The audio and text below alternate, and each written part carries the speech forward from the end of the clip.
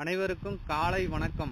விவசாய நண்பர்களே, இந்த மரவகை தாவரம் வந்து ஆப்பிரிக்காவில் வந்து பூர்வீகமாக கொண்டது.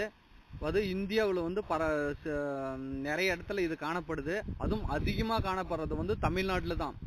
தமிழ்நாட்டில் பார்த்தீங்கன்னா வட மாவட்டங்களில் பார்த்தீங்கன்னா தர்மபுரி, கிருஷ்ணகிரி, சேலம், திருவண்ணாமலை, வேலூர் ஆகிய மாவட்டங்களில் இதை வந்து அதிகமாக காணப்படும்.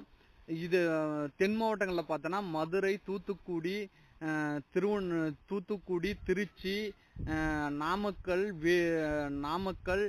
கோயமுத்தூர், ஈரோடு ஆகிய மாவட்டங்களில் இது சுபம்பில்னு இன்னும் அழைக்கப்படுவாங்க. இந்த மரவகை தாவரம் வந்து புஞ்சை நிலத்தில் வளரக்கூடியது. மானாவாரியாக வந்து விளையும். மழை பெஞ்சுன்னா இது ஆட்டோமேட்டிக்காக துளுத்துக்கும். மழை இல்லைன்னா ஆட்டோமேட்டிக்காக அது அப்படியே மரம் வந்து பட்டு போகாமல் அப்படியே இருக்கும், உயிரோடே இருக்கும். மறுபடியும் மழை வந்துச்சுன்னா அது துளுத்துக்கும்.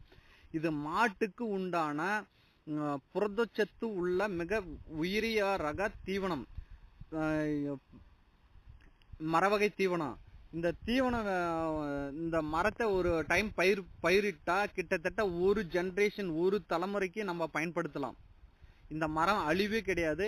இதனால நண்பர்களே, விவசாய நண்பர்களே, இதை மெயினாக வந்து ஆடு மற்றும் மாடு வைத்திருப்போர் இந்த மரவகை பயிரை பயன்படுத்துமாறு வேண்டி கேட்டுக்கொள்கிறேன். இதில் புரதச்சத்து 10லிருந்து 12 வரைக்கும் இருக்கு. புரோட்டீன் சத்து.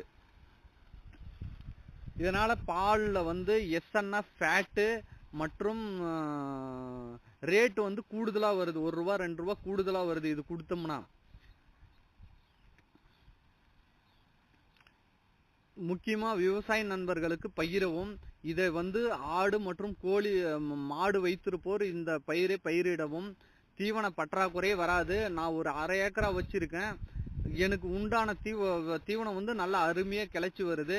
இதை வந்து எப்படி பயிரிடணும், அது விதை தேவைப்படுவோர் என் தொலைபேசி எண்ணை தொடர்பு கொள்ளவும். 98 433 66 225. நண்பர்களே, இது புஞ்சை நிலத்தில் வளரக்கூடிய மரவகை தாவரம். இது ஒரு மரவகை பயிர். இது 100% வந்து